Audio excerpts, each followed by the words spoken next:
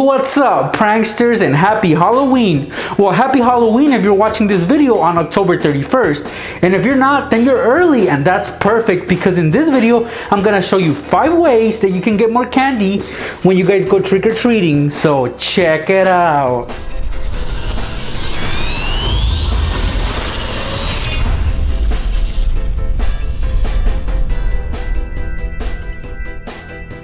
Okay, well, we all know what the purpose of Halloween is, right?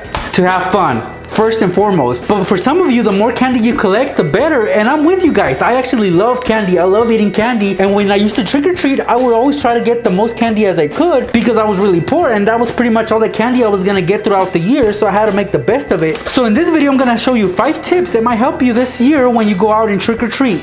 And for this first one, I have a little jack-o'-lantern here. It's empty, right? Now, when you do go trick-or-treating, you always want to have this empty. You never want to have this full because whoever door you're knocking and you're asking for candy, you want them to feel bad for you. So you're going to show up with a little basket that is empty.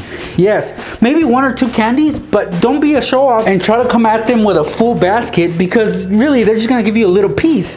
Now, if I'm passing out candy and I see a little kid with an empty jack-o'-lantern, then of course I'm going to try to give him more candy. So the best trick for you guys to do this is this. Take a backpack with you along with your little basket. So every time you go and ask for candy, you always empty it out into your little backpack like this. So you always want to keep this one empty. And you carry your backpack, they're not even gonna know. And this might actually be part of your costume. So that's an awesome trick that you guys can do. Every time you go ask for candy, you empty it out. And that's it. You carry this with you. And every house you do the same. And eventually you'll accumulate more candy than the other kids. So yeah, this is one trick that might come in handy for you guys. Now I'm gonna show you another one that you probably didn't know. And just like the last tip I showed you guys, this next tip, you're gonna make the people that are giving out candy feel bad for you. And the best way to do that is not to carry one of these. You don't want to carry a small bag because a small bag means small candy or small quantities of candy, and you don't want to get that. You want to get the big candy. You want to get more candy. So if you carry a little bag like this and you trick or treat, and really you're not gonna get much candy out of this little bag.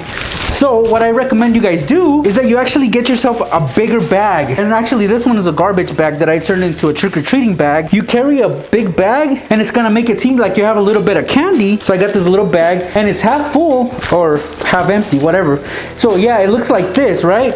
It looks pretty decent, right? For a night's worth of trick-or-treating, it's not that bad. So you go to your neighbor's house and you trick-or-treat. They do look at the bag, because I do. And if it looks like this, then the person giving you candy isn't really gonna feel that bad for you because they know you've already collected a decent amount of candy. But let's say that the same amount of candy was in this bigger bag, which I'm gonna dump in right now.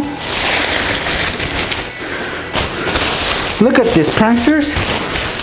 Yeah, it's still the same amount as the other bag, but it doesn't look like much because it's in a bigger bag. So if somebody shows up at my doorstep and trick-or-treats and I look at their bag and it looks pretty empty, then I'm obviously gonna give them more candy because that's how people think. So yes, guys, try to carry a bigger bag because a bigger bag means more candy. Now this next tip everybody should know, and it's a very basic one and it's a good investment. So what you're gonna do is, of course, you have your main outfit, your main costume that you're gonna wear for Halloween, but you also need a secondary one. Yes, that's right, because we all know how exhausting it is to walk from one house to another and you get tired, right? So why not trick-or-treat at the same house pretty much back to back? Yes, because I mean, we've all been there. We've all trick-or-treated at the same house, like in the same night, sometimes 3 times. So this is what you guys are gonna need. So let's say I'm going trick-or-treating as myself, Nex, with my awesome mask, with my gloves, my hat, and my glasses. So I'm trick-or-treating as Nex. So for every house, I'm gonna be wearing this mask and the hoodie will be on. So my hat will not be visible and I'm gonna have the hoodie on. And this is a dollar store mask. So yeah, it's ugly and this is just for example purposes. So I'm trick-or-treating and I come up to this house and I ask for candy. They'll give it to me, and as soon as I head back, other trick-or-treaters will knock on that same door, and when that person is distracted, I'll simply take off the hoodie as well as the mask, and now I have a totally different costume, and that is perfect because it will not remember me. And again, trick-or-treat, and that's how you kill 2 birds with 1 stone, because like I said, it's really tiring. There's a lot of walking involved in trick-or-treating, although it is worth it because you get to enjoy all that candy afterwards, and you pretty much burn off the calories before you get them back when you eat that candy. So you want to avoid all that exercise, right? Kinda. Maybe you just want more candy like I did, because I don't really mind walking. You guys know I love to exercise. So yeah, that's another tip that you guys should already know. Always have 2 costumes so you can go to the same house back to back. And another way to kill 2 birds with 1 stone is to take a little sibling, or maybe a puppy, a dog, whatever pet you might have, a little one, and have them have a little basket as well. So you show up with your pet in one hand, your basket, and maybe another little basket on the other hand. So you show up and you trick or treat, and they gotta give you at least 2 pieces of candy because you got 2 baskets, and of course your little pet will be dressed up as well, just like you. So that will get you more candy. So always either take a little sibling or a pet, but make sure that pet is kid friendly and won't bite anybody. Just like me and Brownie right here, this is his bag, this is my bag, and if you go trick-or-treating, you gotta play that cute card. So take your little pet or your little sibling and 2 baskets. You should get double the amount of candy if you do this. So pranksters, go ahead, try it out, see if it works for you. And really, who's gonna say no to this little guy, right? He's gonna get a piece of candy, which, you know, he can't really eat, so it'll be for me. And at the time, I'll be collecting my own candy, so like I said, double the candy. And now for this next tip I'm gonna show you, which is also my favorite because it does work. I have tried it, and this was when I was little, when I actually trick-or-treated. Now I don't do it anymore. I'm actually on the other end now, where I do pass out candy every year. So no more trick-or-treating for me, but I want to pass on my tips to you guys so you guys can get more candy on Halloween. And this last tip I'm gonna show you guys, it's a very basic one, but you do have to go to like your local dollar store or maybe Walmart and get these items. You're gonna need a couple hands. Yes, more hands. You already got 2, so you need 2 more, but if you can get more, even better. Now these were $1, and this is a plastic severed hand. It looks pretty cool. And then this one is somewhat of a zombie skeleton hand. This will come in perfect. Now what I have done is I have actually tied a little string on the wrist, and this one as well. And then what you're gonna do, pranksters, you're gonna trick-or-treat with these. And for this trick to work, you gotta wear some long sleeve shirts because they do come in handy when it comes to this trick. For example, right here, pranksters, I got this zombie arm, and this is a left arm, and like I said, I tied a string onto its wrist. It's gotta be like this in the position of them asking for candy.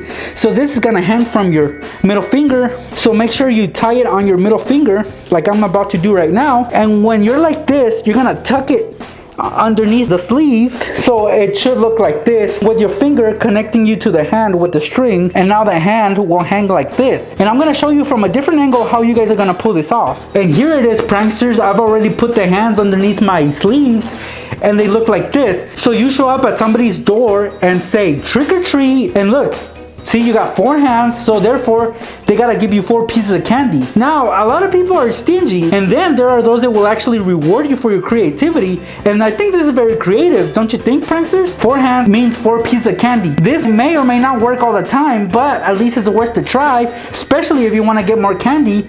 So yeah, pranksters, trick or treat. Yeah.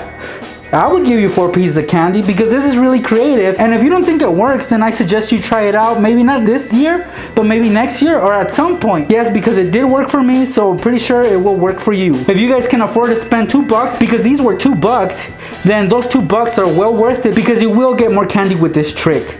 Now, other things you guys can do is, let's see, you guys can get an early head start. That's right. That way, like I said, you get a head start and you get more candy because you'll have obviously more time. And you might actually be able to go to the same house twice and they won't even remember because you went there so early. And another thing you guys can do is try to get a really awesome creative costume. Try to impress those people that are passing out candy. Try to get more candy out of them by maybe dancing, singing, or doing whatever. So yeah, try to impress those people because they can get very generous because it's Halloween and they want to be impressed. And that's it, pranksters. 5 ways that will help you get more candy this upcoming Halloween. And I wanted to make mention of my homie right here, Sin Fatal. He actually helped me make this video, and we wanted to let you guys know that we actually have a collab channel. Yes, we are working on a channel to bring you more do-it-yourself how-to videos, and our channel is called SinX TV.